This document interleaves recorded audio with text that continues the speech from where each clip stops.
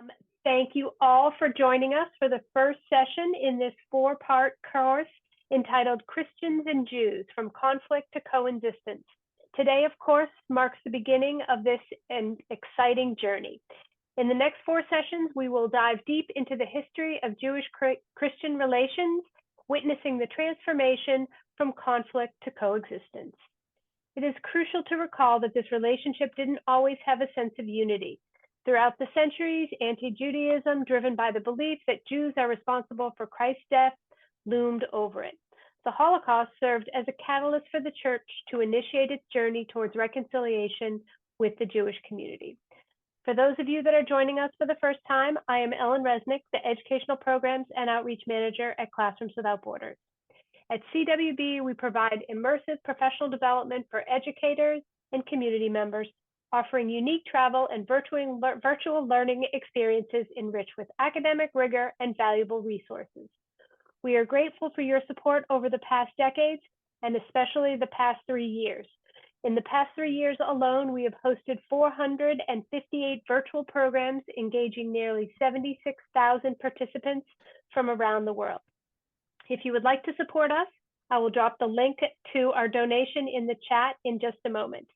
It is now my great pleasure to introduce today's scholar, Paul Forgasz.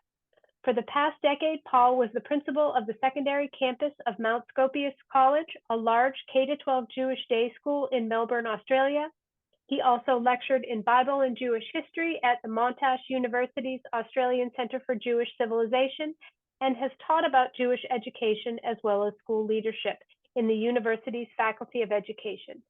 Since 2010, Paul has curated and led Jewish study tours to various European destinations under the auspices of the Jewish Museum of Australia. For most of his professional life, Paul has been actively involved in Jewish-Christian dialogue, and he works closely with teachers in the Catholic education sector. Throughout today's presentation, we will stop at specific moments and field the questions. So throughout this event, please drop any questions you have directly to me in the chat, and I will do my best to field those all with Paul. And with that, Paul, the floor is yours. Okay, thank you, Ellen. And I was about to actually say good morning, but I'm realizing, of course, we're separated by many hours. It's just on 6:45 in Melbourne, 6:45 a.m. So it's an unusual early start for me. But anyway, it's lovely to be back. I recognize, well, I can't see many faces, but one or two faces I do recognize from last time, certainly Anita, with whom I continued an extensive email correspondence about various questions that she raised. And it's in that spirit that really I invite you to be in touch. If you have any questions and you want to extend the conversation, please feel free. So I'm going to share my screen with you. And in fact, when I do, you will actually see my email contact. So if you want to make a note of that, you can, because if you have any queries, you'll be able to come in touch with me. So as you can see from our heading, what we're going to be looking at over the next today and over the next 3 weeks is we're going to really trace the history over many centuries of Jewish-Christian relations. What I describe here as moving from a position of conflict to one of coexistence. And what I want to do is I want to share with you a slide which is going to sort of demonstrate how far we have actually come over a period of about 1700 years. Now, this is an extract from something that St. Gregory, Bishop of Nyssa, who was one of the early church fathers. I'm going to talk about them very, very shortly. And in the 4th century, somewhere about the middle of the 4th century, he writes and says that Jews are slayers of the Lord, murderers of the prophets, enemies and haters of God, adversaries of grace, enemies of their father's faith, advocates of the devil, a brood of vipers, slanderers, scoffers, men of darkened minds, the leaven of Pharisees, a congregation of demons, sinners, wicked men, haters of goodness. Now, if I were to post that on the web today and remove the name St. Gregory, Bishop of Nyssa, people would very clearly identify this as a sort of a contemporary form of anti-Jewish or anti-Semitic hate speech, right? Without any question. I guess when you put St. Gregory, the Bishop of Nyssa, it starts to complicate the picture a little.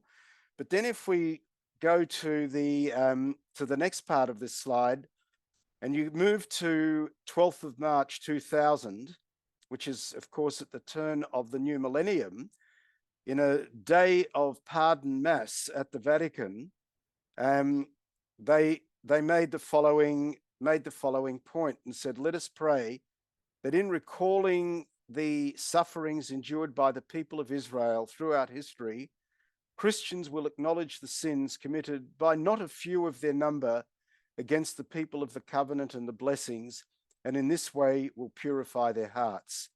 So very, very clearly you can see here, there's been a tremendous shift in a period of just over 1700 years from indeed a position of conflict to one of coexistence. So let me now move into the first part of our presentation of our force. And what I'm going to be looking at today is the transition from what I describe here as anti-Jewish theology to anti-Christian legislation. That's essentially the theme of today's session with you. I want to begin here with a quote, which I'm going to revisit very shortly in much fuller form. But I want to begin with a quote from John Howard Yoder's book, The Jewish-Christian Schism Revisited, where he makes the observation that since the 2nd century, mainstream Christianity, that should be a big C, has been resolutely anti-Jewish. Since the 2nd century, it has been resolutely anti-Jewish. And I pose the following question. What about before then? And I want to give you some examples. If we go to the New Testament and you go to Matthew 23, where he issues a diatribe really against a Jewish sect at the time known as the Pharisees. And he says, "Woe to you, scribes and Pharisees, hypocrites! You are like whitewashed tombs, which on the outside look beautiful, but inside they are full of the bones of the dead and all kinds of filth. You snakes, you brood of vipers, how can you escape being sent to hell?" Now, of course, what's interesting is that when you go back to the quote from the Bishop of Nyssa, he uses precisely one of the terms for Matthew's diatribe, a brood of vipers. So there clearly seems to be some relationship. And then when you go to Matthew 27, which is essentially an account of Jesus's trial before Pontius Pilate, and at the end of that particular chapter, when it becomes clear, or Pilate is represented at least as being very reluctant to condemn Jesus to death, the people answer and they say to him, "His blood be on us and on our children." And of course, what you have here is the blood curse, which became, in fact, as we will see much later on, the basis of almost 2,000 years upon which Christian anti-Semitism was built. It turned into essentially a deicide charge, the idea that Jews were guilty for the death of God. And then when you go to John chapter 8, Jesus is portrayed by John as saying to the Jews who had believed in him, "You are of your father the devil, and your will is to do your father's desires." So we've got these various examples, which at least on face value, look like clearly anti-Jewish statements, but it's not so straightforward. So for example, a number of scholars attempt to put these statements into some sort of a context. So Louis Feldman makes the observation that when Jesus refers to Pharisees as hypocrites and a brood of vipers, he's actually berating not outsiders, but actually berating fellow Jews. And he goes on and says that Jesus undoubtedly regards his violent language as following the tradition of the prophets when they castigated fellow Jews of their day. In other words, he says, it's really a family quarrel. It's an insider argument. And he says that Jesus looks upon himself, in fact, as continuing the Jewish tradition of self-criticism, which goes all the way back to the period of the prophets in the Hebrew Bible. So when you put that into this sort of context, the flavor and the sound of that diatribe no longer sounds anti-Jewish. It's very much a Jew against another Jew, having, you know, something that Jews do a lot. They argue and debate a lot with each other. And then when it comes to the Gospel of John, Raymond Brown, who was a very, very important and leading John scholar, says although they recognize hostility between the Gospel of John's Jesus and the Jews, he says some scholars actually question whether one might appropriately call this anti-Jewish. They contend, for example, that we are actually hearing a dispute. And once again, he makes a similar point between one group of Jews and another. And therefore, anti-Jewish is no more appropriate here than it would be if it was applied to hostility between the Qumran Essenes, who once again were a Jewish sect in the late Second Temple period, and the Jerusalem high priestly family. And one of the things that we know is that the Essenes were very, very much against the Jerusalem high priestly temple group. But again, it's not an anti-Jewish environment, it's Jews against Jews. And then in a more general statement, Martin Ford makes the point that the evangelists, that is the writers of the Gospels, antagonism or seeming antagonism arose out of the developing conflict between church and synagogue after the Jewish war against Rome. That is after the year of 70. So really, to a great extent, that later conflict between the evangelists and the Jewish communities within which they were writing, that conflict, that later conflict was to a great extent being read back into the dealings of Jesus with the Pharisees. So in other words, says Ford, as the Gospels stand, much of the material about Jesus' dealings with the Pharisees reflects the controversies of the generation following the destruction of the temple in 70. Now, what's common to all of these scholars, is the idea that context is very, very important. In other words, they would argue that when you put the various seemingly anti-Jewish statements, that many of them that you find in the New Testament, and particularly in the Gospels, when you put those into context, what you're starting to see is not a group of outsiders and another group of outsiders having an argument with each other and using violent language against each other, but it's very much an internal sort of conflict. But that's not necessarily the view that is shared by all scholars. So for example, Adele Reinhardt's, who is a very, very important Jewish New Testament scholar, in talking about the Gospel of John, for example, would actually disagree with Raymond Brown's Raymond Brown's argument, where he sort of says you could look at this as an argument between one group of Jews and another. She, in fact, goes on to say very clearly that I have, in fact, come to see the gospel as thoroughly anti-Jewish. So in other words, the point that I'm trying to make is that there is the question of whether you can regard the New Testament as an anti-Jewish document is a contested question. There are some scholars who, when they put that into context, they soften, if you want, or they diminish the seemingly anti-Jewish character of the New Testament. On the other hand, scholars like Reinhardt's, and there are others like her, who take a decidedly much stronger view about this particular thing. But be that as it may, the point that I think needs to be made is the fact that since, and this is where I come back to the statement by John Howard Yoder, since the 2nd century CE, mainstream Christianity certainly has been resolutely anti-Jewish. In other words, when you come to this period of history, there is no debate among scholars as to whether we are entering into a territory that is clearly anti-Jewish, and some would in fact go so far as to say clearly anti-Semitic as well. So let's continue with Yoder's statement. And he goes on to say that the form in which this anti-Jewish bias first appears in this period is what's called the supersession thesis.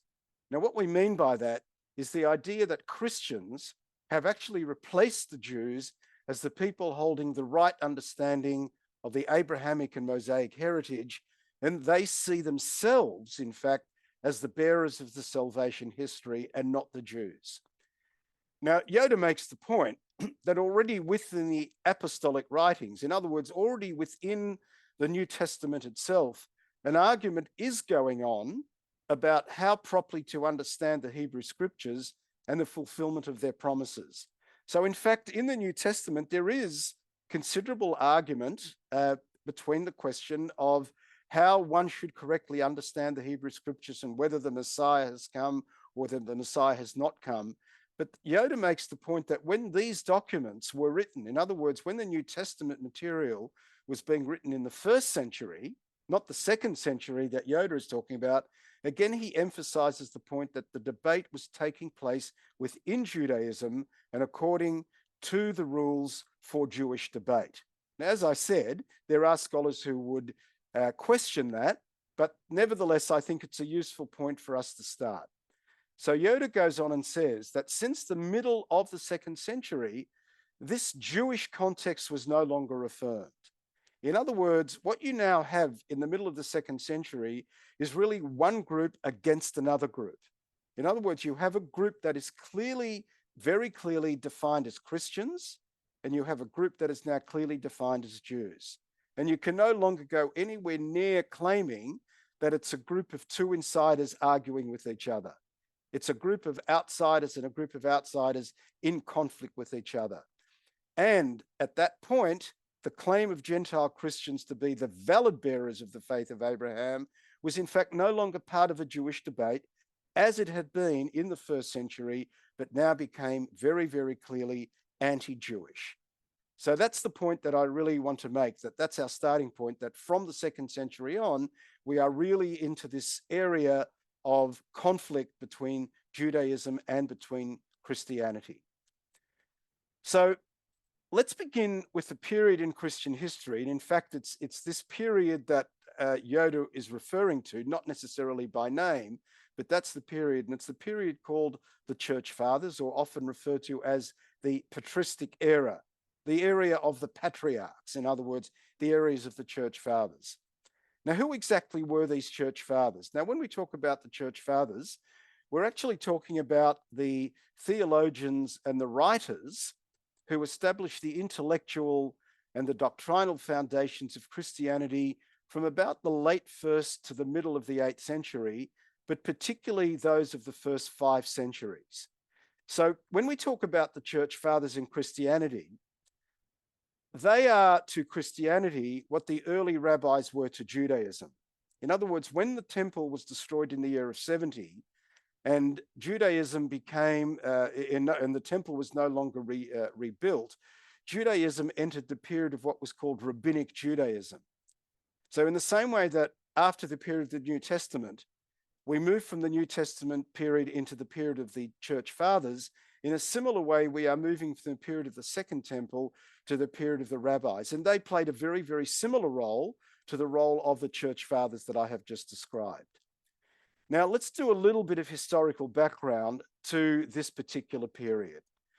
To understand this period, we really have to go back to Paul himself. Now, Paul, we need to remind ourselves, in fact, is the earliest of the writers of the New Testament. Paul was writing somewhere between the years of around about 45 and the year of 60, let's say. And in fact, his writing, his letters and so on, form the earliest layer of the New Testament literature. But what's important to understand, and I'm not going to get into the whole Pauline debate, that's for a whole separate discussion, but what's important to understand is that in the writings of Paul, we certainly see the seeds of a split between Jewish and Gentile Christianity. I say the seeds are being planted. Paul was far from what one would describe as an anti-Jewish writer. He certainly was involved in an internal Jewish discussion, but certainly much of what he had to say sowed the seeds of what would eventually emerge as a split between Jewish and Gentile Christianity. And once you get the split between Jewish and Gentile Christianity, it's sowing the seed for the eventual split between two separate religions. Now, one of the things that actually happens is if we move to the year of 70, when the temple is destroyed, what you actually start to see is the gradual decline. And when I say gradual, it takes place over a period of a few hundred years of the Jewish branch of Christianity. Now, let's remember that when we talk about Jesus the Jew, it's precisely that branch that we are talking about, the Jewish branch of Christianity.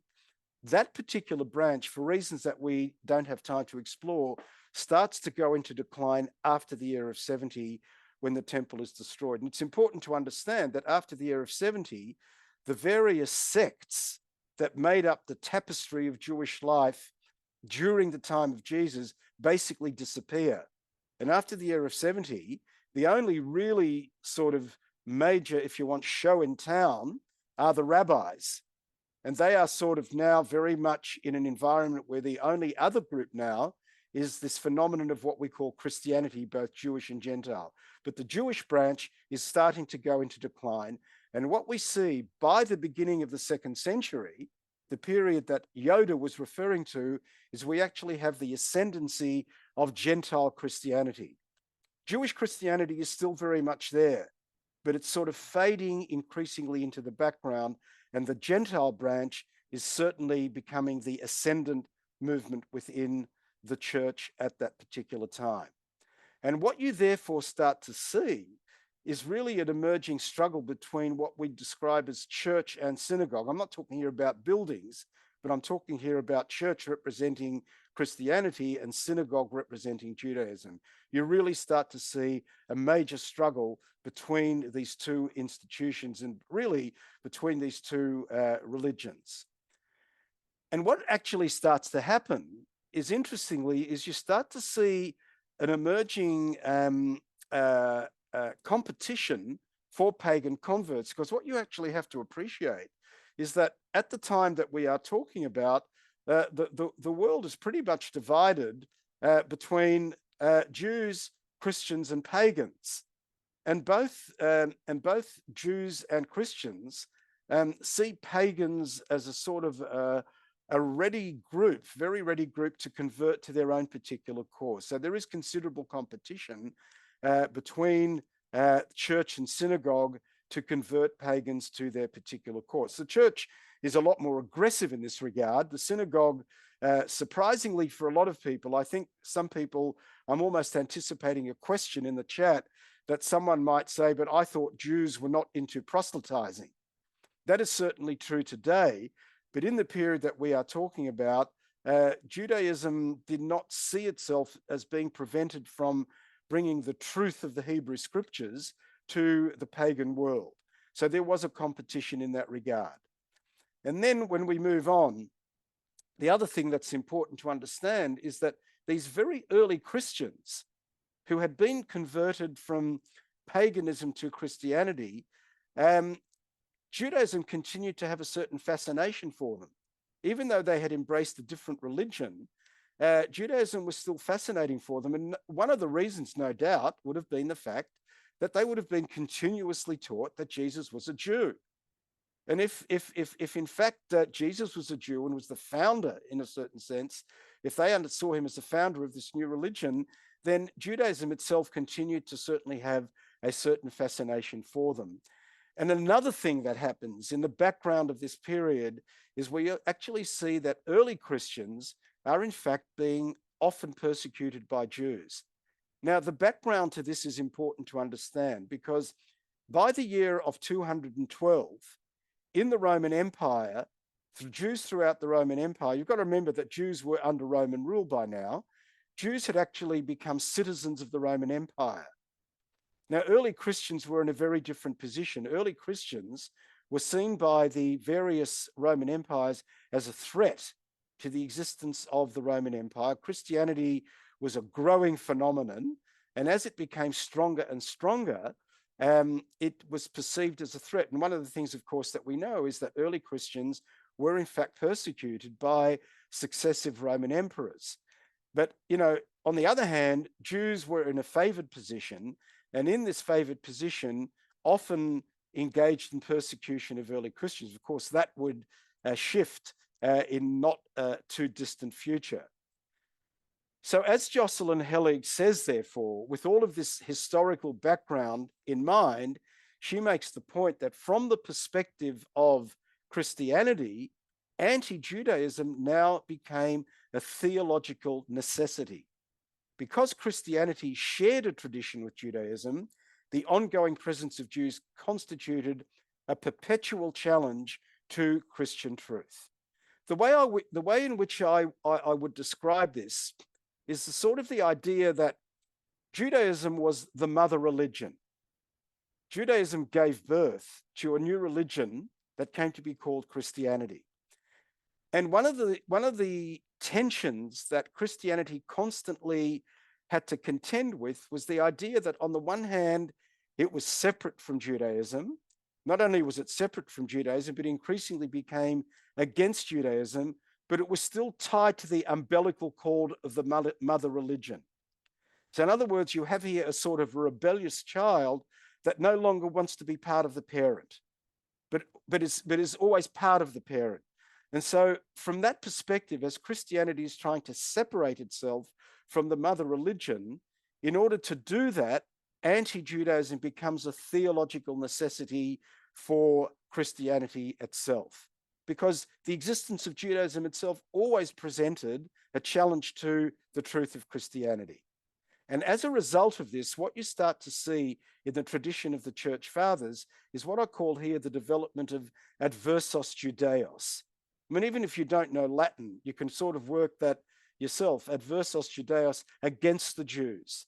So in the literature of the Church Fathers, you're going to see the development of a whole anti-Jewish theology that is going to continue for many, many, many centuries. And really, this adversus Judaeos tradition becomes the seedbed, if you want, the theological seedbed of Christian anti-Semitism that we're going to see developing in the subsequent weeks of this particular course. Let's have a look now at some of the themes that you see emerging in the writings of the Church Fathers. Well, one of the very important themes is that they want to emphasize is that Judaism was degenerate already at the time of Jesus. Now, if you think about it, that is actually a very strange statement to make, because Jesus himself was a fully practicing Jew. Jesus was born a Jew, he lived as a Jew, he died as a Jew, he practiced Jewish rituals. In no sense of the word was he a Jew that was fundamentally different from the Jews of his own time. Yet the Church Fathers are making this claim that already in his own time, Judaism was degenerate. Of course, it serves the agenda of the Church Fathers to make this point that this sort of idea goes back already to the time of Jesus. And then they come in, what comes into idea here is that not only were Jews the killers of Christ, in other words, the killers of the Messiah, which of course is a theme that comes up constantly in the Gospels, but that idea of Christ killers becomes Jews as killers of God himself. And of course, where that concept of deicide comes from, it takes its direction, of course, from the concept of the Trinity.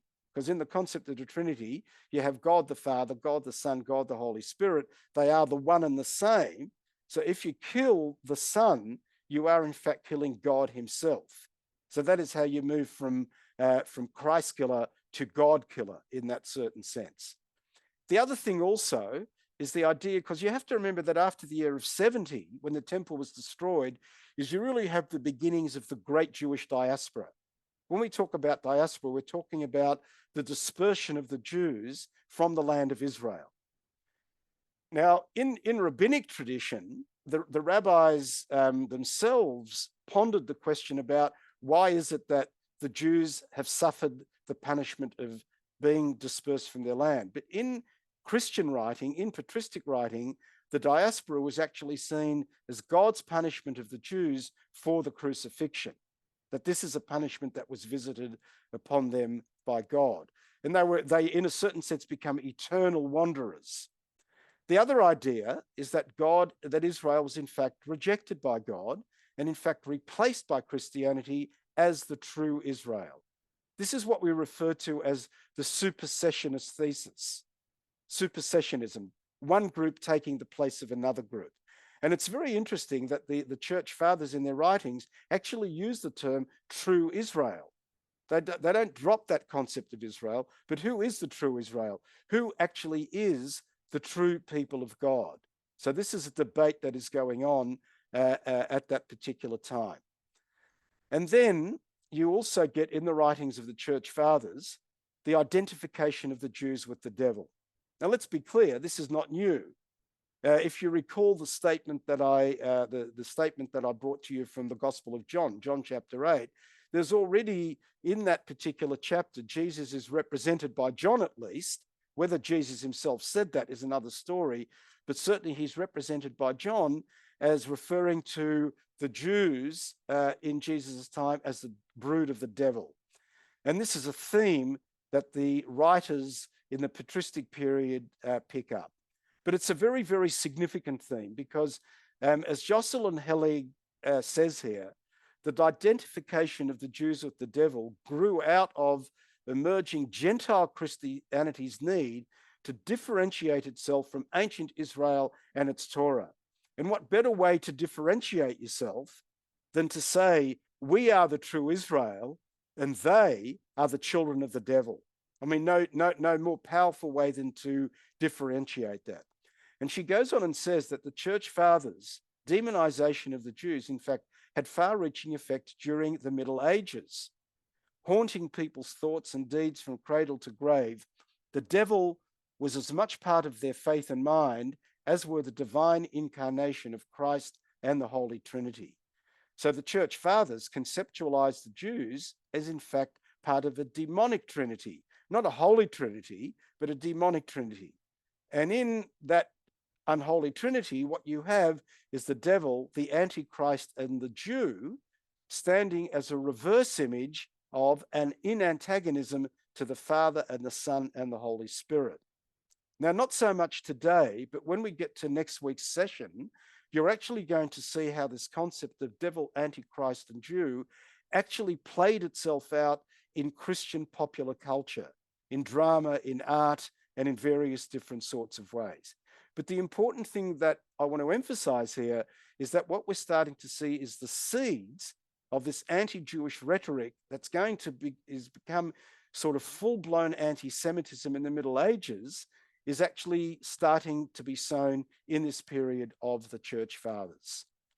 Now, what I'm going to do, Ellen, is I'm going to stop here and take the questions, because once we've dealt with these various questions, I'll stop sharing my screen, and therefore I can sort of come up and start my own video. And once we've dealt with the questions, I'm going to go into the writings of the church fathers to illustrate the points that I've made. So this is a good time to clear up issues and questions so that the writings will be put into some broader context. Fantastic. So early on in your presentation, there was a question or maybe a comment. Abraham Joshua Herschel convinced Pope Benedict to remove all hate passages from communications documents, saying that it was not all the people, but maybe they think the temple hierarchy who demanded Jesus's death. What do you feel about that statement? Well, I think that is a very important development and statement. And what I'm going to suggest is that these folks might want to wait till week 4 to get the full answer. Because what they're actually referring to here, of course, is the second part of the theme, that is the coexistence. And it is true that when we get into the era of post-Holocaust Jewish-Christian relations, particularly in the era after the Second Vatican Council. The Second Vatican Council came together in the early 1960s, and there was a very, very important document called Nostra Aetate, in our age, in our time. And one of the very, very important statements that emerged in that particular document was the idea that the Jews could no longer be held collectively responsible for the death of Christ, and so on and so on. And that became a very, very important theme in the working out of Jewish-Christian relations in the subsequent decades. But we're going to deal with that in a lot more detail when I come to the final week, when we look at that transformation of Jewish-Christian relations after Vatican II. Fantastic. So a little teaser of an answer there. Then the next question is, this person comments that they have never understood who the recipients were for the Christian disciples and how they were delivered. Who the recipients were? Yes. For the, say again, for the Christian, and the word is decibels, DESCIPLES. Yeah, disciples. It would be disciples. Yeah, that's what I thought. Yeah. Right. Yeah, look, if I understand the question correctly, and whoever asked the question, if I haven't addressed it, they can come back to you in a chat and say this is what I meant. But if I understand the question correctly, you know, if we take this into the period of the first century, the period of the first century is when the New Testament is actually being written. And if we think of Paul as one of the important writers and the writers of the four Gospels, I think what the question is asking about, who is the audience of that particular material, right? Mm-hmm. And the question of the audience is a very, very contested one, because unfortunately, the writers of the Gospels and Paul did not have a sort of, like today when you write a book, an academic book, you actually have an introduction and you provide some context for what you're doing. Unfortunately, these writers didn't give us any insight into who they were, where they were living, when they were writing, who they were writing for. So we have to sort of second guess it. There is no question, however, that in that first century, I think we have a dual sort of audience. We have an audience of Jews who embrace Christianity in a very early form. I'm not talking Christianity full blown as we understand it. So we have what we would call these early Jewish Christians, who in every sense of the word remain Jews, but are followers of Jesus's teachings and believe in him as the Messiah. But you also have a growing phenomenon, an increasingly growing phenomenon of pagans who have become Christians as well. And when you read the gospel material, and when you read the letters of Paul, I think what you have to always be very clear about is which of these audiences are the writers actually addressing. I think I think increasingly a lot of people are sort of coming to view that they are not speaking directly to a mainstream Jewish audience. The mainstream Jewish audience has rejected the idea of Jesus as Christ. And because of that, there may be anti-Jewish sentiment already in the New Testament, but I think the message, if you want, of these early writers is being very much addressed to an emerging Christian community that is both Jewish, but it is also Gentile as well. Now, I hope that's answered the question, but as I said, if it's a different question, I'm happy to come back to it. Fantastic. And then the next question, the final question that we have for this first piece, asks about, even though this lecture is titled Christian and Jews, does Islam add to the complexity of religious competition, and will that be part of later parts of your lectures? No, not really. So, I mean, firstly, to talk about Islam at this point is too early. Islam doesn't come onto the scene until the early 7th century. And I think when one talks about conflict coexistence, the way that I would describe, if you want to bring Islam into the picture, and certainly during the Middle Ages, during the medieval period, and even the early modern period, I would summarize it like this. Whereas the trajectory of the story of Jewish-Christian relations is a story that takes us from conflict to coexistence, the narrative of Jewish-Islamic relations is, in broad terms, a story that goes from coexistence to conflict. I mean, if we think about the present day, the whole Middle East conflict and so on and so on, so they are actually mirror opposites of two narratives. So the important thing is to understand is that from about the middle of the 7th century, Jews, wherever they lived, were living either under the rule of Islam or under the rule of Christianity. And that's the important thing to understand. And in very general terms, I'm generalizing to such an extent that someone will pick me up and say, but what about this or that exception? I acknowledge that there are always exceptions, but in general terms, when Jews were living under Islam during the medieval period, their life was, comparatively speaking, better than it was under Christendom. It was never a bed of roses, but it was generally better under Christendom. And as we move into the modern period, that gets flipped totally on its head. Fantastic. Okay, those are my questions to this point. So continue with your lecture. And okay. And again, people, please drop your questions into the chat directly to me, and I will field them with Paul at the next stop. Okay, so I'm going to share my screen again. Okay, so what I want to do at this point is I want to give you a little bit of a flavor of who these church fathers were and what exactly they were saying. Because I'm a great believer in whenever I've taught history, and I taught Jewish history for many years at the university. I'm a great believer in sort of not only talking about something, but people actually experiencing that something.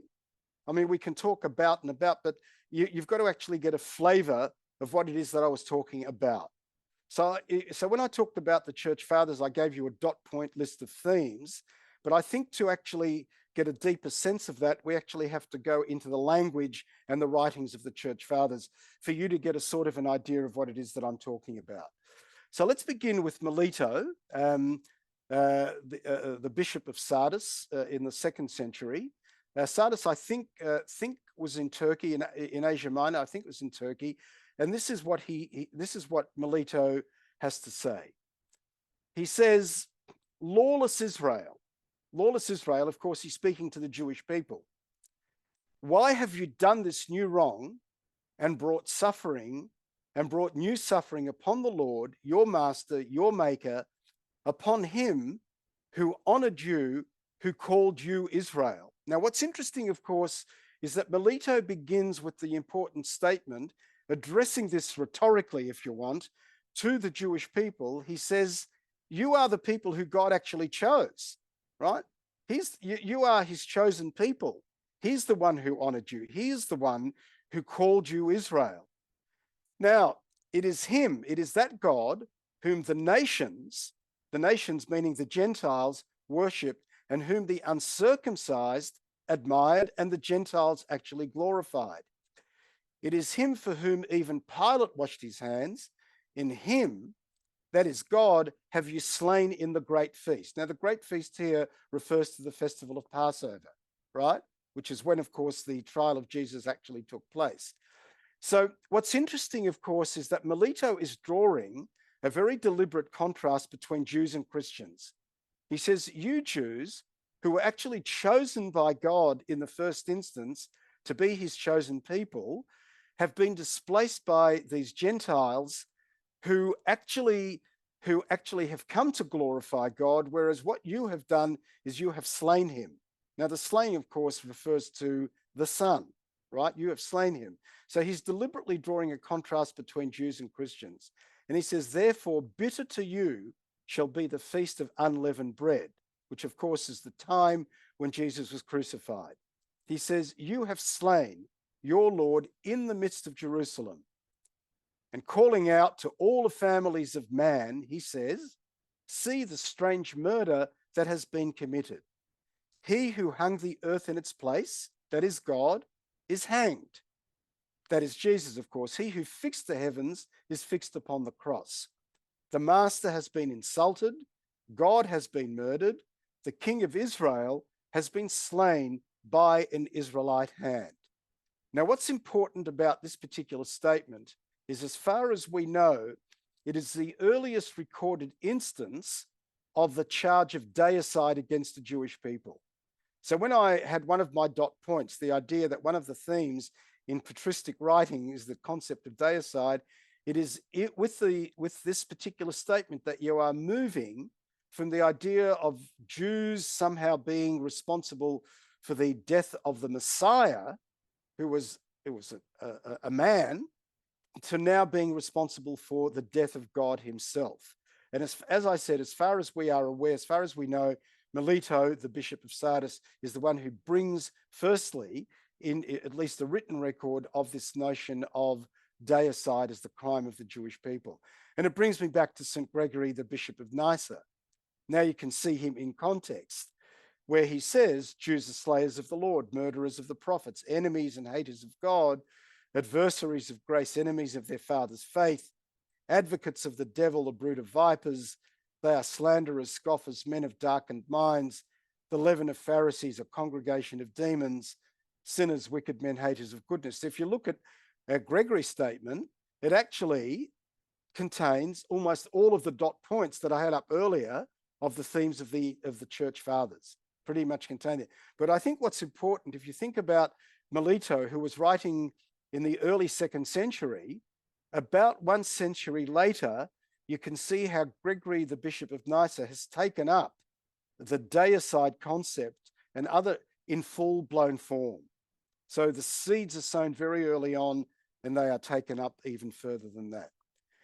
Let me take you to John Chrysostom, and I'm not going to say anything about him until I get to the end of this particular statement. So no context. Let's just go straight into Chrysostom, who, as you can see, is a church father who was writing pretty much in the middle to late 4th century. And he goes on and says this: "Do not be surprised if I have called the Jews wretched. They are truly wretched and miserable, for they have received many good things from God, yet they have spurned those good things and violently cast them away. The sun of righteousness rose on them first, but they turned their back on its beam and they sat in darkness." In other words, what he is repeating here is the theme of Melito, that the Jews, in fact, were the first chosen people of God.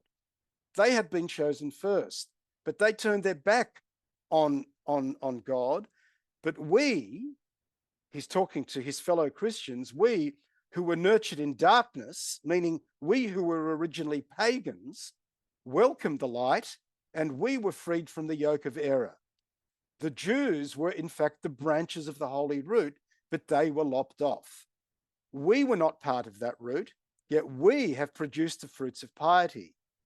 They, the Jews, read the prophets from the ancient times, but they actually crucified the one that was spoken of by the prophets. He's referring, of course, here to the way in which Christians read the Hebrew scriptures as a foretelling of the coming of Jesus.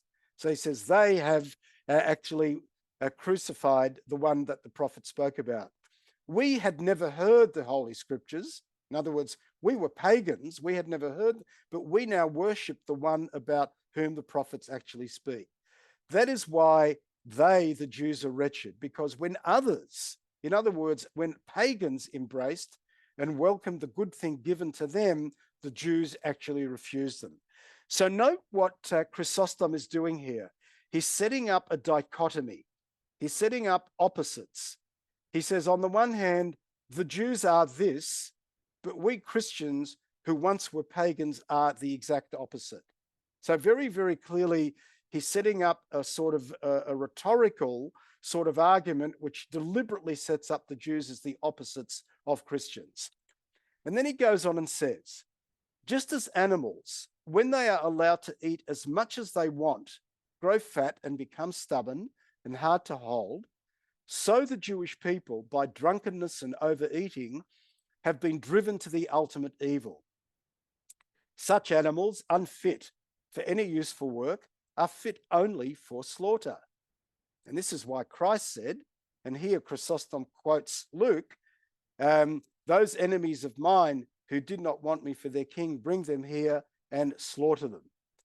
And Chrysostom goes on and says, I know that many Christians, he means, have a high regard for the Jews and think that their present way of life is holy.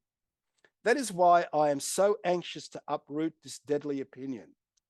If the Jews are ignorant of the Father, if they crucified the Son, and they spurned the aid of the Spirit, notice, of course, the Holy Trinity, each of each of the elements of which the Jews have rejected, can one not declare with confidence that the synagogue is in fact a dwelling place of demons? You start to see the association of the Jew with the devil. Nevertheless, some, and when he says some, he's actually talking about Christians. He says some Christians actually go to those places, go to the synagogues as though they were sacred shrines. I'm not imagining such things. I know them from my own experience. Okay, let me step back now and talk a little bit about who Chrysostom was, talk a little bit about the context of this particular statement, and a lot of the statements will start to make actually sense. Now, Chrysostom, as I said to you, was one of the important church fathers, very, very significant in the history of the patristic tradition. And what's important to understand is that this particular extract is taken from an actual sermon that Chrysostom was preaching in his church sometime in the 4th century. Now, by the way, you have a fuller version of this text in the notes that I sent Ellen. I sent Helen a set of notes, but at the very, very end of those notes, I have given you the fuller version of 2 of the texts that I'm discussing today, and the fuller version of the Chrysostom text is there. And I'll explain why it might be worth your while going back to that material after this particular session, because there are some important things to look out for there. So the first thing to keep in mind is that this is a sermon, and it's an anti-Jewish sermon. It's a very, very good example of that adversos Judaeos tradition, right? It's a sermon against the Jews, right? So what's going on here? Let's begin at the end rather than at the beginning. You see, Chrysostom says to his congregation, he says, look, I know that some of you are visiting those synagogues as though they were sacred shrines. He says, I don't imagine this. I actually know this from my own experience. You can almost imagine that Chrysostom is talking to his community. I think it might have been in Antioch. It might have been in Syria where this is happening, if I'm not mistaken. I'll just have to check that, and if I'm wrong, correct it next time. So he actually is describing a situation where Christians in his own community seem still to be visiting the synagogues. Now, if you remember, a point that I made much earlier on in my lecture is that Judaism continued to hold a certain fascination for early Christians. Do you remember I said that early Christians continued to be fascinated with Judaism? I mean, after all, Jesus himself was a Jew.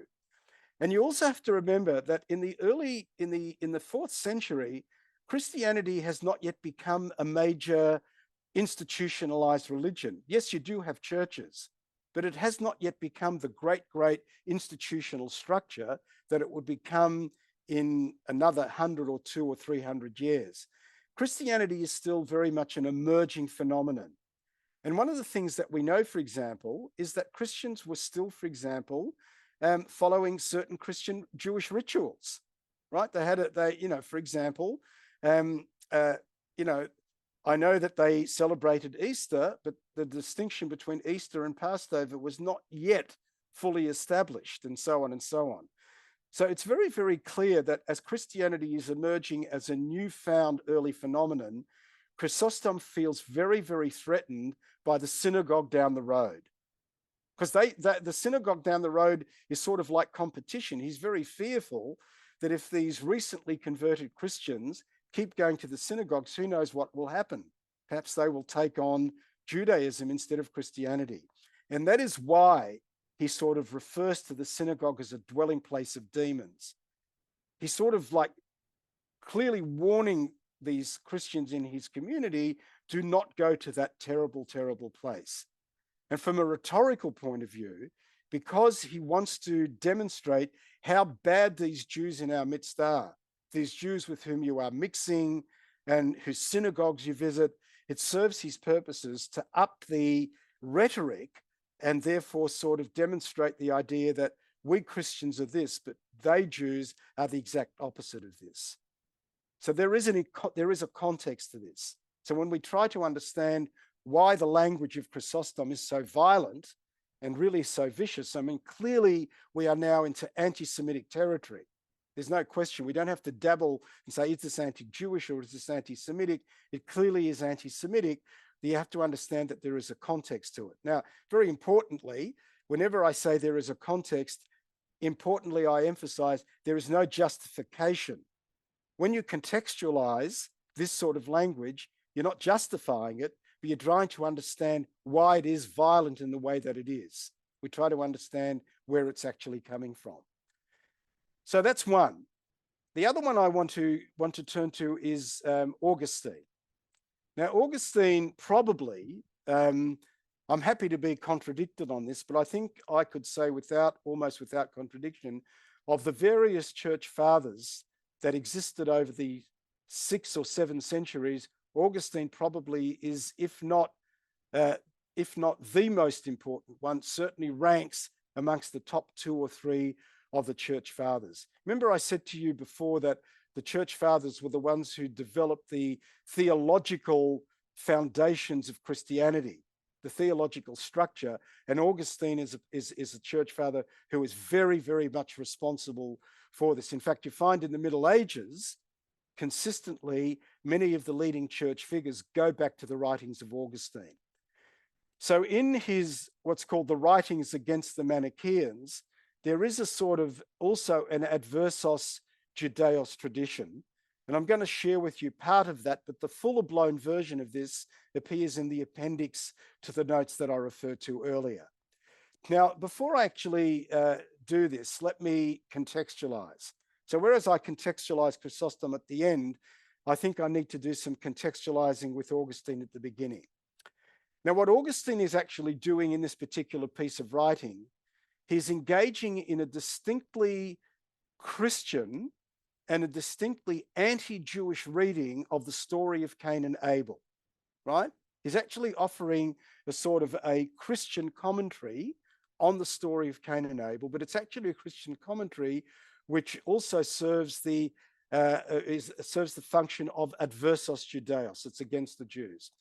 Now, for those of you who are not familiar with the story, or even if you are, you may have forgotten some of the finer details, let me very, very quickly reiterate the story, because otherwise Augustine's comments don't make sense. Now, let's remember that when we're talking about the story of Cain and Abel, we're actually talking about the story of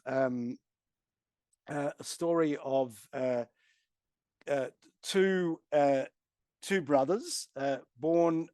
Let me just stop sharing my screen for a while, because I'm going to be talking for a few minutes. So rather than just look at a blank screen, perhaps a blank screen probably is prettier than my face, but nevertheless, let me just say something briefly about the story. So we've got a story of two brothers, Cain and Abel. Cain, of course, is the elder brother, and we are told that he was, in fact, a farmer. Abel, the younger brother, becomes a shepherd. Now, in the course of time, both of them bring an offering to God, an offering perhaps of thanksgiving. You know, after all, they work the land, they are attached to the land. And Cain, we are told, brings an offering, and his younger brother also brings an offering. But what actually happens is God accepts the offering of the younger brother, that is Abel, and he offered, of course, the best of his sheep, whereas Cain offered the fruit of the ground. He was, after all, a farmer. So God accepts the offering of the younger brother, rejects the offer of the older brother Cain. Now, in a fit of jealousy, we go on to read that Cain kills his younger brother. And when he is confronted by God, God says to Cain, "Where is your brother Abel? Where is your brother?" And Cain says two things. People often remember only one of those. People often remember him saying, "Am I my brother's keeper?" But before that, he actually says, "I do not know." So firstly, he lies and he says, "I do not know." And secondly, he goes on and disavows responsibility.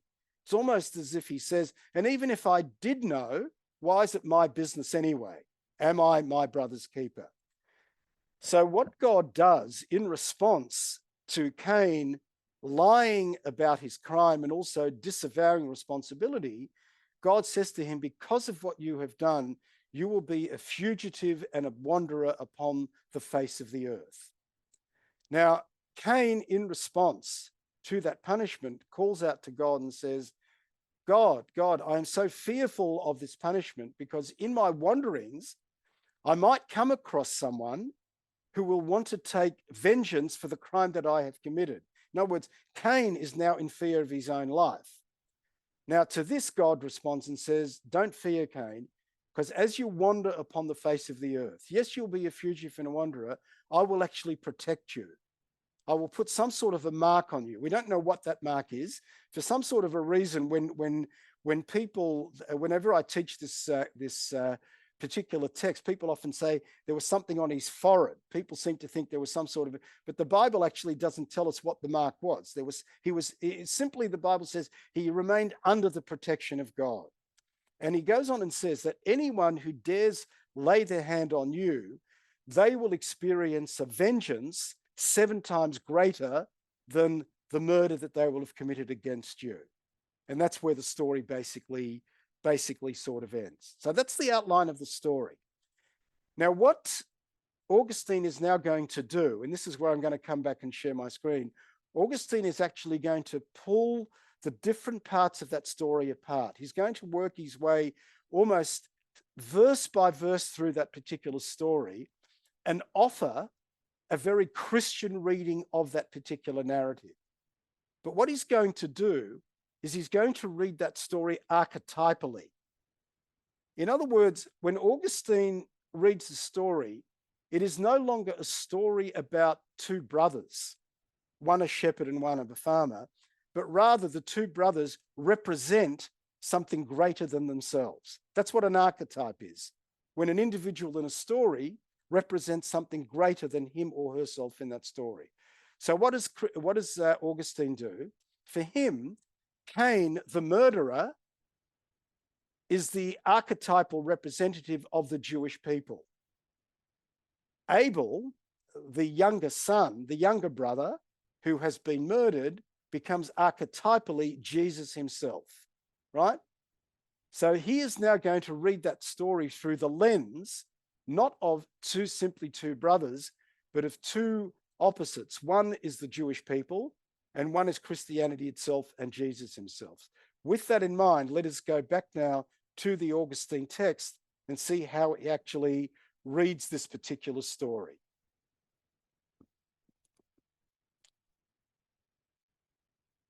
Okay, so let me just bring up the text and see what he actually does. Sorry, just a minute. I just want to hide the float. Okay.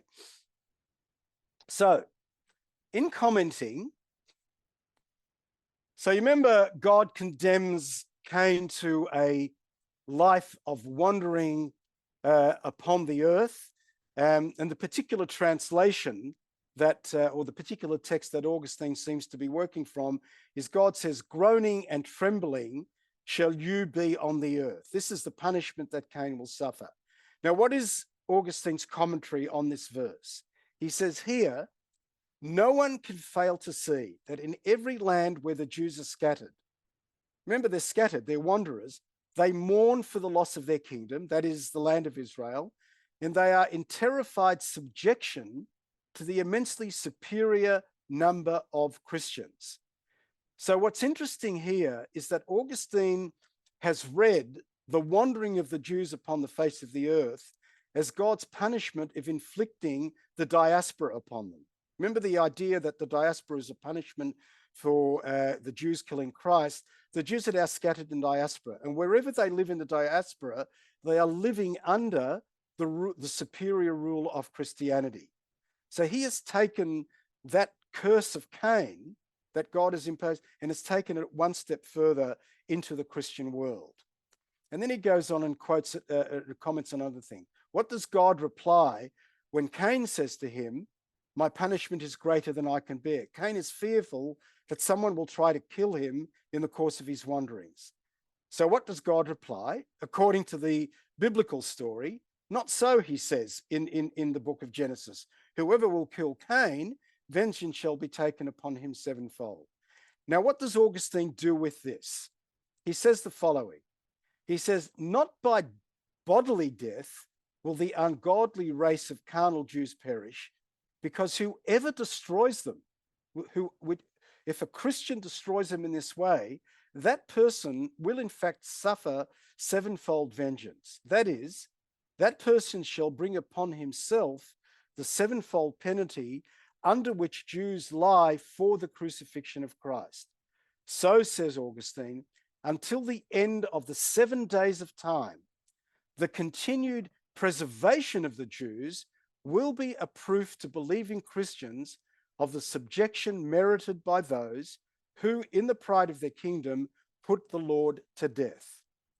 And then he goes on and says further on, it is a most notable fact that all the nations that were subjugated by Rome, in fact, adopted the heathenish ceremonies of the Roman worship, while the Jewish nation, whether under pagan or under Christian monarchs, never lost the sign of their law, by which they are distinguished from all other nations and peoples. So importantly, what Augustine is doing here is he is identifying the Jews as the people of the book. They are the ones to whom scripture was given. And for him, because they are still alive, they are the one who actually preserve that scripture. They live that scripture. They live by that, by the Bible. And therefore, he says, no emperor or monarch who finds under his government the people with this mark can kill them. That is, make them cease to be Jews, and as Jews to be separate in their observances and unlike the rest of the world. It is only when a Jew will finally come over to Christ, he will no longer be Cain, nor go out from the presence of God. Now, let's unpack this, because this idea of you notice the heading, the preservation of the Jews as witness, is a concept that is going to underpin the whole of Christianity's attitude towards Jews and Judaism throughout the whole of the Middle Ages. In other words, when we look at the history of the papacy, beginning particularly with Pope Gregory I, the Augustinian idea of preserving the Jews as witness is going to underpin the whole of the papal policy towards the Jews. So it's a very, very important sort of idea. But let's unpack this idea of preservation a little bit further. What does it mean? Why is it that Augustine is insisting that the Jews need to be preserved as a witness? What does it mean that they are a witness? Firstly, they are a witness to the triumph and the truth of Christianity. The reason why he actually instructs Christian monarchs, Christian emperors, Christian rulers not to kill the Jews is there's no point in having a dead Jew around, because it is only a Jew who is alive and suffering diaspora, suffering wandering, suffering humiliation, discrimination, persecution. That Jew, the persecuted wandering Jew, is a witness to the truth and to the triumph of Christianity. That is why Augustine says we have to keep Jews alive. But they're also a witness in a sort of perversely, but in a more positive sense, because by keeping them alive, you actually keep alive a witness to the Hebrew scriptures themselves. Now, why do you have to keep the Hebrew scriptures alive? Because they are the foundation stone, of course, of the whole of the New Testament.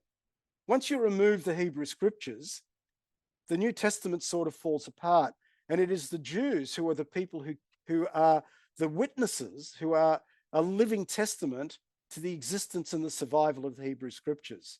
So in that more positive sense, I say positive, perhaps more perversely, the Jews are a witness to the proof of the scriptures themselves' existence, and Christians need that living witness to that. So in a sort of perverse way, Augustine is saying they're a witness in a negative sense, because they are a witness to the triumph and truth of Christianity through their suffering, through their wandering, through their punishment, but they are also a witness to the preservation of the Hebrew scriptures themselves, upon which Christianity itself is actually built. And the important thing that you will see next week is that when we go back to the writings of Pope Gregory I and subsequent writings of the various popes, they will not quote Augustine directly, but you will actually hear the voice of Augustine in various statements that they make about the Jews. So, for example, during the Middle Ages, whenever the Jews suffer any form of Christian violence, it is the popes who are their strongest defenders, which is counterintuitive because a lot of people think that the papacy was the instigator of Christian anti-Semitism. There were certain elements of papal policy that were anti-Semitic, but anti-Jewish violence was not one of them. And whenever violence was perpetrated against Jews, the popes would come out in the strongest form and invoke the idea of the preservation of the Jews as a witness that was enunciated by Augustine. That's why I'm saying to you, he is a foundational church father when it comes to the story of the relationship between Judaism and Christianity and Jews and Christians. Now, by the way, contrast Augustine to Chrysostom. You might recall that Chrysostom, when he was talking about the Jews, he says they are like overfed animals, right? They're gluttonous animals. And he says, what are such animals fit for? They're only fit for slaughter. Now, had the rhetoric of Chrysostom taken hold in the Christian world, one could arguably say that the Jewish people would have probably disappeared from the scene. Because, you know, it's not that Chrysostom actually meant that Christians should go out and kill Jews. But you know what violent language is like. We even see it today in the world, that, you know, violent language leads to violent action. So it's interesting that Chrysostom's rhetorical concept of the Jews being fit for slaughter did not, in the end, thankfully, rule the day. It was rather the preservation, the theology of preservation of Augustine that basically came to dominate. Now, what I have included for you in the notes at the end of the material, I've given you a much fuller version of the material from Chrysostom and from Augustine. Now, I encourage you strongly to read the Chrysostom material, because what he actually does in the service of making all of these terrible, terrible anti-Jewish statements, anti-Semitic statements, he actually goes back to the Hebrew scriptures. You know, so when he talks about the Jews being like well-fed, you know, animals and beasts who are fit for slaughter, he actually gets that idea from the book of Jeremiah. But what he's doing, of course, with Jeremiah, he's reading Jeremiah totally out of context. He's using Jeremiah to serve a Christian anti-Jewish message. And what I've done for your benefit in the Chrysostom document is I have, in bold typeface, I've actually given you the Hebrew scriptural references that allow you to understand where does Chrysostom get this particular idea about Jews. But remember, when he gets this particular idea, he's distorting the prophetic message of the Hebrew scriptures and turning them into anti-Jewish statements. And what I've also given you is the much fuller version of how Augustine reads the story of Cain and Abel. So when you keep in mind the story that I've told you in the different parts, as you work your way through it, you'll be able to see how he offers a distinctly Christological or Christian reading of the story of Cain and Abel, and really reads it in archetypal terms. So Ellen, I'm done there. I think we still have time left for questions, if any more have come through. We sure do have a few more that came through. The first one is from Carol. So this was a clarification on the earlier question. The letters question was referring to the disciples' writing. So were those letters actually written or just oral? And if they were written, what is the medium? Right. So when we're talking about letters, let's appreciate that the only real body of letters that we have as a literary thing are the letters of Paul, right? And as far as we are aware, Paul actually wrote those letters. You know, they're written documents that survived the centuries and came down. So yes, they were written in that form. So you can't really talk about the letters of the disciples to the extent that Paul was a disciple of Jesus, or more really an apostle. He was a messenger of Jesus. His is the only body of material that survived as a body of letters. Look, the other disciples may have written letters to the communities of which they were a part, but they have not survived in the New Testament writings. Fantastic. And the next question is asking for your opinion on why Jewish people, despite Christian negative thoughts of the Jews, were allowed to be physicians, even to Christian monarchs. So having those, roles that were very important in society and yet still having that animosity. Again, we're prefiguring almost in a sense next week's discussion, but nevertheless I'll answer the question because at least it'll give me a hook even to come back to. So the example that the questioner gives quite correctly is that we have very many instances in the Middle Ages where Jews were in fact physicians to popes themselves. There were a number of popes that we know that preferred to have Jewish doctors rather than Christian doctors. And certainly there were Jews who were in the courts of Christian monarchs and kings and so on and so on. But in fact, that's a sort of an up and down story. There were in fact times when Jews were locked out of being able to offer their services to Christians, and other times when it was more lenient. It was to a large extent a function of papal policy. There were times when church policy was more lenient towards Jews. There were times when church policy was much harsher towards Jews. And it was almost the function of the personal attitudes of the popes towards the Jews themselves.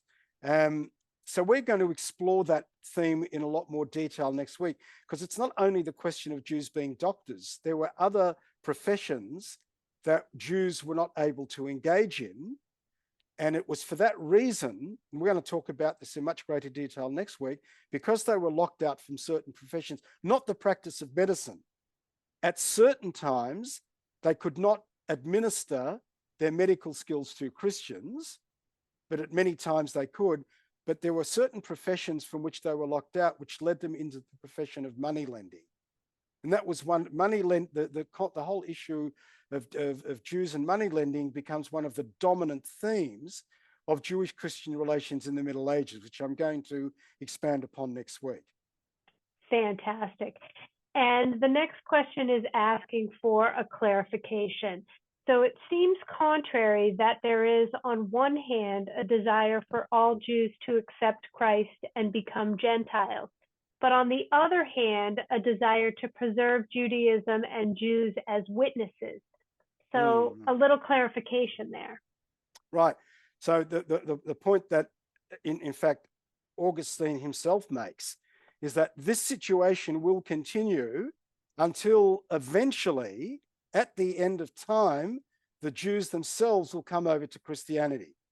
So what you have to understand in Christianity's eschatological scheme, when we talk about eschatology, we're talking a branch of theology which deals with the end of time, the end of days.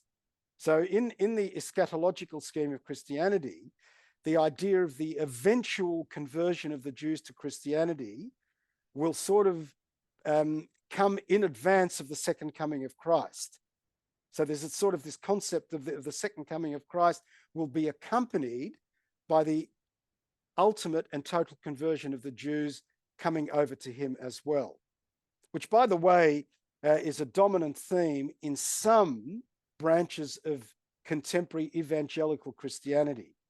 Evangelical Christianity today in the United States is a very, very complicated phenomenon, but there is a branch of evangelical Christianity which is very, very much hooked into the idea of the eventual conversion of the Jews and so on, which the reason why for that particular branch, Israel plays such an important place, because in their eventual scheme, the Jews will eventually be returned to that land, and that will become the basis upon which they will return to Christ, and that's when the second coming will happen. So that's that has modern resonances as well.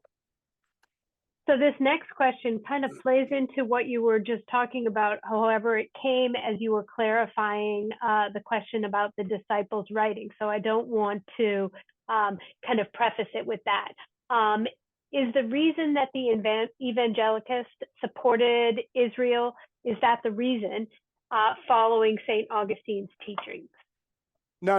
I think what's very, very important is that the evangelicals are supporting Israel because they see the modern state of Israel as a fulfillment of Old Testament prophecy.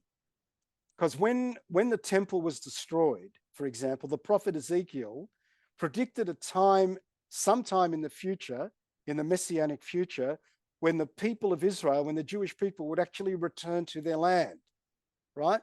When the different tribes will come together, that kingdoms would come together, they would be unified as one people, and everything would come back to a sort of a state of perfection.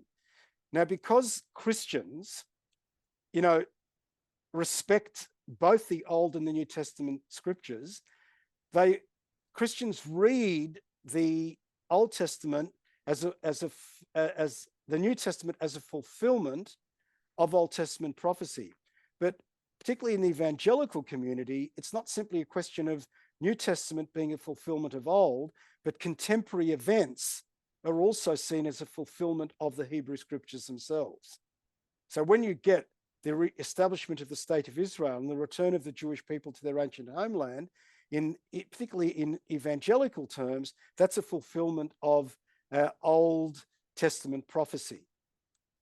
But for the more sort of, if you want, radical branch, they take that a step further. It's not only the return of the Jewish people to their land, but the return of the Jewish people to the land is the first step towards the ultimate sort of eschatological scheme, where not only will they return to their land, but quoting Augustine, they will also embrace Christ as well. They see it as part of a bigger picture. Fantastic. And then the next question is the history of anti-Semitism spoken of in today's New Testament? And if so, how can Christian people then disbelieve that sentiment? I would probably sort of, I think, is the history of New Testament spoken of in the New Testament? The history of anti-Semitism. Yeah, in the New Testament. Mm-hmm. Okay, I think what we have to appreciate is that when we talk about the New Testament, there's no anti-Semitism yet there as such. What I would do is, what I'd like to do is reframe the question and sort of ask the question and say, is the history of anti-Semitism something that is taught in contemporary Christian communities? So when, for example, people train to be Christian ministers or priests or pastors or whatever, is the history of anti-Semitism form part of their education? Or when children in Christian schools are given their education, to what extent does this form part of it? That is something I'm going to address in the last week. And it's not a straightforward answer. In certain parts of the Christian world, it is taught, but in others it's not. Fantastic. Well, that finishes us up for our questions for today. I want to thank you, Paul, for your excellent presentation. You gave us a lot of food for thought and also a lot of important reasons for us to return for the rest of this course. Would you like to say any closing remarks before I close us out? I will just say one thing. I'm aware of the fact that in your audience of people, there are probably many Christians, and I just want to make the observation, the very important observation, that I'm very, very aware that the material that I shared with you today, and I will be sharing over the next few weeks as well, is a very, very painful part of Christian history. I'm very, very much aware that I'm taking you into a very uncomfortable space. So don't think for a minute that this is not a question of Jewish triumphalism, trying to sort of anti-Semitism in your face. I'm very, very much aware that this is a very painful part of the history of both Jews and Christians, and I'm very sensitive to that. And thank you. And we're getting a lot of chatter in the chat, thanking you for the grace by which you are handling this presentation and looking so much forward to the next presentation. So again, next Tuesday, the same time at 3:45, we will be sending along the notes so that you can follow along if you're one that likes to take notes. I had a few conversations with a couple people. It is, when I send that link to you, it will automatically download in your computer. So it's not going to pop up as an extra window. So if you need some help with that, just reach out to me, Ellen at cwbpgh.org, and I'm happy to walk you through it. As a reminder, all of our programs are free to reach as many people as possible. To support us, please visit our website to make a donation online. We look forward to seeing you again next week. Stay safe, stay healthy, and we'll see you all soon. Bye, everyone.